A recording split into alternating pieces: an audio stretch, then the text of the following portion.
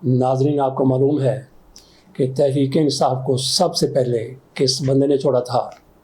फवाद चौधरी ने, इमरान इस्माइल ने या किसी और ने? नहीं, वो बंदा था महमूद मौलवी, वो MNA तहरीक इंसाफ का कराची से। उस बंदे की तरफ से सबसे पहले इमरान खान के ख़िलाफ़ प्रेस कॉन्फ्रेंस की गई और उसके बाद फिर एक लाइन लग गई जिनमें फवाद चौधरी भी शामिल हैं, इमरान इस्माइल भी शामिल हैं, ये भी शामिल हैं, वो भी शामिल हैं, जैदी साहब भी शामिल हैं। इस तरह के लोगों की एक कतार नज़र आती है जो तहरीक इंसाफ को छोड़ के जाते रहे। तो इनकी तरफ से एक नेशनल डायलॉग कमेटी बनाई गई है जिसकी सरबराही जनाब फवाद चौधरी साहब करते हैं। वो भी इसी तरह से आजकल कौमी सतह पर एक्शन में है, इसी तरह से आजकल वो सरगर्म है जिस तरह से तहरीक तहफ़्फ़ुज़ आईन पाकिस्तान वाले हैं। बल्कि कहा जाता है कि तहरीक तहफ़्फ़ुज़ आईन पाकिस्तान का मुकाबला करने के लिए ये नेशनल डायलॉग कमेटी बनाई गई। उनका शुरू से ही ये मुतालबा है कि पाकिस्तान में कौमी हुकूमत बनाई जाए। उनकी तरफ से एक मरतबा फिर ढंडोरा पीटा गया है। वो कहते हैं कि पाकिस्तान के मसाइल का हल, पाकिस्तान को बहरानों से निकालने के लिए कौमी हुकूमत नागज़ीर है, इसके अलावा और कोई तरीका कार नहीं है। ये फवाद चौधरी साहब की तरफ से कहा गया। तहरीक इंसाफ को छोड़ने वाले लोग साथ उनकी तरफ से ये भी कहा गया कि इमरान खान ने भी इसकी हमायत कर दी है। फवाद चौधरी साहब से पूछा गया कि आपको कैसे पता चला, आपको किसने बताया? इमरान खान के साथ तो एक अरसे से मुलाकातें बंद हैं, उनके वकला की मुलाकात नहीं हो रही, बल्कि उनके खानदान के लोगों की मुलाकात भी नहीं हो रही। आपको किसने बताया कि इमरान खान भी कौमी हुकूमत के क़याम के लिए राजी हो गए हैं? तो फवाद चौधरी साहब की तरफ से इसका कोई जवाब नहीं दिया गया, उन्होंने इस पर खामोशी इख्तियार कर रखी है। तो फवाद चौधरी साहब इमरान खान के करीबी साथियों में से थे, 3-4 लोगों में शामिल थे जो इमरान खान के बहुत ही करीब थे। बल्कि पंजाब हुकूमत तोड़ने के लिए ये एक शख्स था जिसकी तरफ से इमरान खान पर जोर दिया गया, बाकी सारी की सारी क़यादत ऐसा नहीं चाहती थी। इसी बिना पर परवेज़ इलाही की तरफ से, परवेज़ इलाही चौधरी साहब की तरफ से इनको एक गाली भी दे दी गई थी जिस पर उन्होंने बाद में माफ़ी मांगी,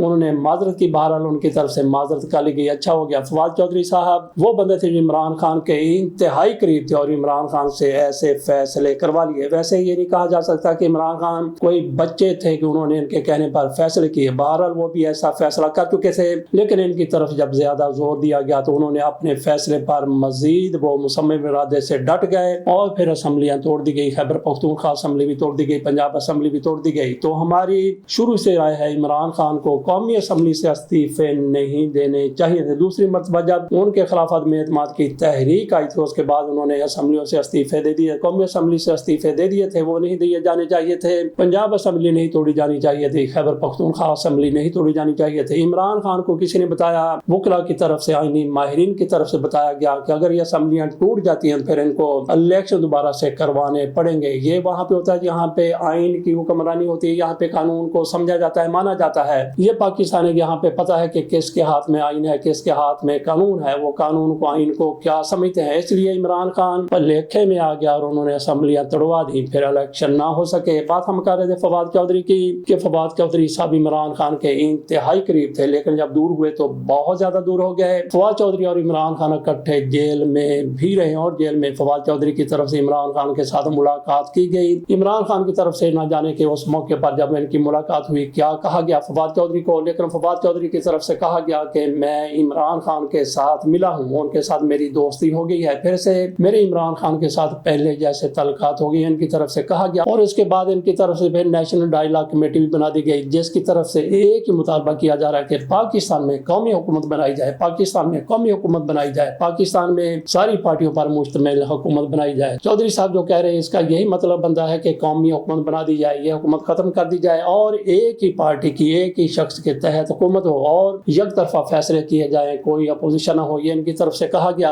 तो दरअसल ये क्यों ऐसा कहना चाहते हैं, अपने लिए क्या कुछ ये लेना चाहते हैं, इनका अपना इसमें क्या मुफाद हो सकता है। आपके सामने छोटा सा क्लिप रखते हैं जिसमें आपको बिल्कुल समझ आ जाएगी कि फवाद चौधरी साहब क्यों बार बार ये मुतालबा किए जा रहे हैं। आज अगर दुनिया में कोई एक लीडर है कि जो तेहरान में जाता है तो वहाँ की क़यादत उसके लिए रास्ता खोलती है, और अगर वो सऊदी अरब जाता है तो वहाँ की क़यादत उनसे जो है वो बात करती है, और वो अमेरिका भी प्रेसिडेंट ट्रंप से जब चाहे फोन पे बात कर सकते हैं, तो वो पाकिस्तान के फील्ड मार्शल है।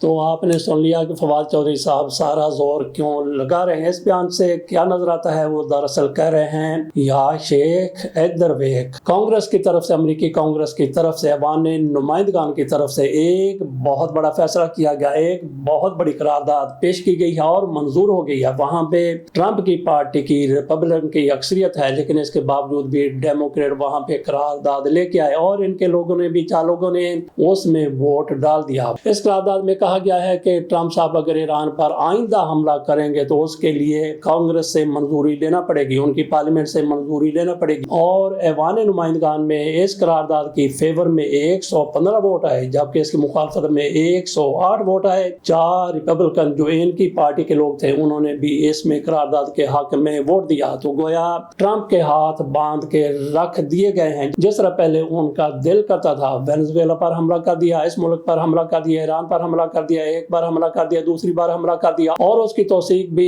کانگریس سے یا پھر ایوان نمائندگان سے کروانا ضروری نہیں سمجھی جاتی تھی. اب کانگریس کی طرف سے، ایوان نمائندگان کی طرف سے ان کے ہاتھ باندھ دیے گئے ہیں. دوسرا، ایران کی طرف سے بھی اس بات کی تصدیق کی گئی ہے اور ٹرمپ کی طرف سے بھی کہا گیا ہے کہ ہماری جنگ بندی جاری ہے. اس کے ساتھ ساتھ رابطے بھی ہو رہے ہیں. ایران نے بھی اس کی تصدیق کی ہے کہ ہماری جنگ بندی جاری ہے، رابطے بھی جاری ہیں، لیکن اس کے ساتھ ساتھ دونوں ایک دوسرے پر حملے بھی کر رہے ہیں. ایران کی طرف سے کویت پر بڑا حملہ کیا گیا اور وہاں پہ ایک قسم کی تباہی مچائی گئی، اور اس کے بعد پھر بحرین پر بھی حملہ کیا گیا.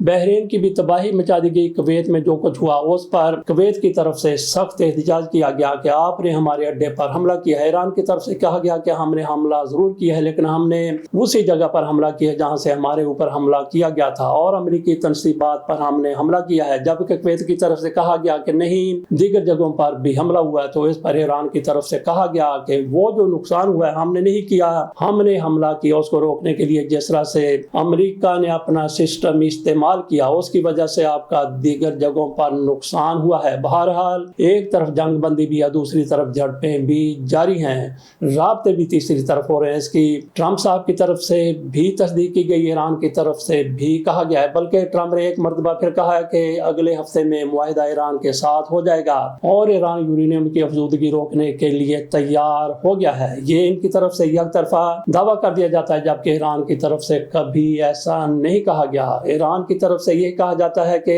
امریکہ بھی ناکہ بندی ختم کرے، اس کے بعد ہم بھی ناکہ بندی ختم کر دیں گے. ہمارے جو اثاثے ہیں، ہمارے جو پیسے ہیں، ہمارے جو اپنے اکاؤنٹ فریز کی ان کو اوپن کیا جائے، یہ ان کی طرف سے مطالبہ کیا جاتا ہے. دیگر بھی کئی مطالبات ہیں. گلگت الیکشن کی بات کر لیتے ہیں. وہاں پہ ہر پارٹی گئی ہوئی ہے، وہاں پہ خواجہ سعد رفیق بھی اپنی پارٹی کو جتوانے کے لیے پہنچے ہوئے ہیں. بیرسٹر گوہر بھی وہاں پہ موجود ہیں. ان کی طرف سے کہا گیا کہ جو بندہ اپنی سیٹ نہیں جیت سکا، یہ فارم 47 پر بھی نہیں جیت سکا، وہ بھی یہاں پہ آ کے الیکشن جتوانے کے لیے مہم جاری رکھے ہوئے ہیں. باقی میاں نواز شریف بھی وہاں پہ موجود ہیں، بلاول بھٹو زرداری بھی موجود ہیں، اور وہاں پہ آصفہ بھٹو زرداری بھی موجود ہیں. بلاول بھٹو زرداری کی طرف سے جس طرح سے باتیں کی جا رہی ہیں، جس طرح سے وہ ابا گاؤن قسم کی باتیں کرتے ہیں جن کا نہ کوئی سر ہوتا ہے نہ پیر ہوتا ہے، بڑے بڑے دعوے کرتے ہیں. وہ کہتے ہیں کہ شہباز شریف دیامیر بھاشا ڈیم بنائے. اس کے ساتھ ساتھ میاں نواز شریف کی طرف سے کہا گیا کہ میں نے 200 ارب روپے جاری کر دیا تھا، وہ کہاں گیا؟ سڑکیں کہاں گئی؟ یہاں پہ بجلی کی لوڈ شیڈنگ ہوتی ہے تو وہ سلسلہ کہاں گیا جو میں نے شروع کیا تھا؟ میاں نواز شریف کی طرف سے کہا جاتا ہے کہ دیامیر بھاشا ڈیم ابھی تک کیوں نہیں بنا. تو جناب علی، وہاں پہ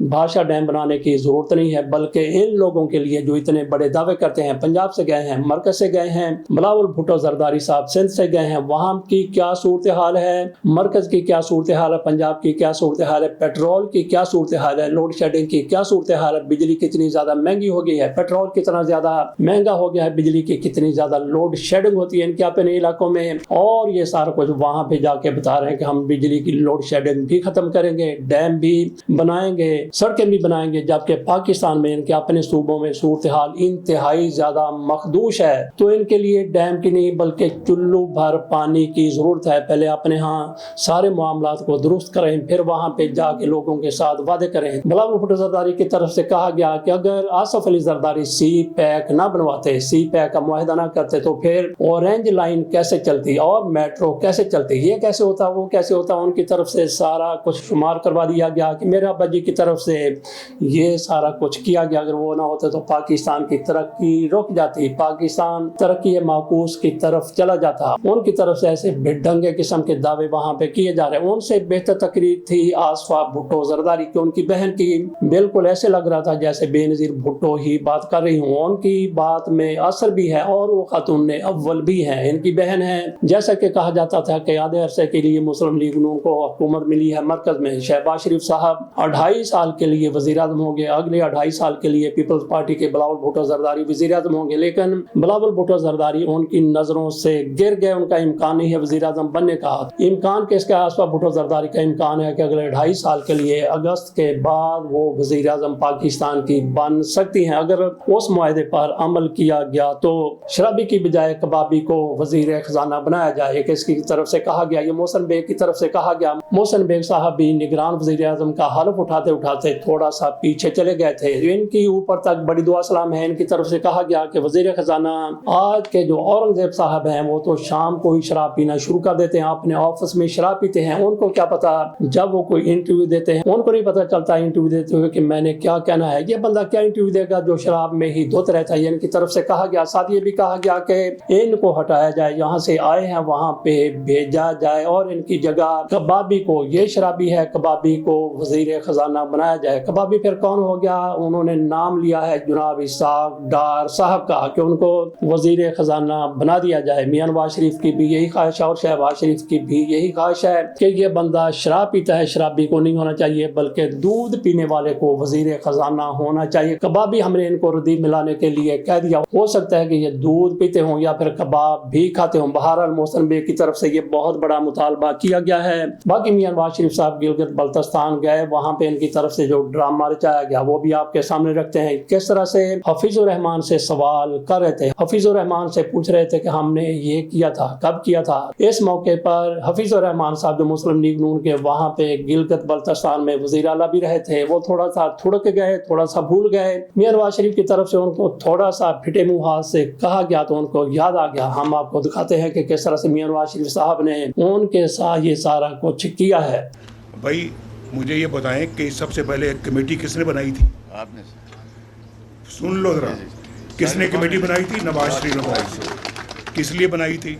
इस मसले के हल के लिए। इस मसले के हल के लिए। कब बनाई थी? 2-3 महीने पहले से।